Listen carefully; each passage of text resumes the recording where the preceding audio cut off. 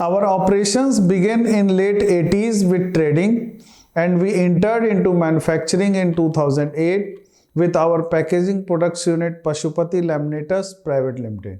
We continuously went on adding products to our portfolio like recycled polyester staple fiber, PET flags, recycled PET granules by chemical recycling, master batches, synthetic and cotton yarns, PP/HDP granules, additives and fillers, achieving our target of processing 100,000 tons of feedstock every year. By reprocessing waste generated during our process, we are moving towards zero waste group of companies. With our proactive approach towards sustainability, we are moving to achieve a turnover of rupees 9,000 million with a processing capacity of around 200,000 tons of feedstock per annum by year 2021.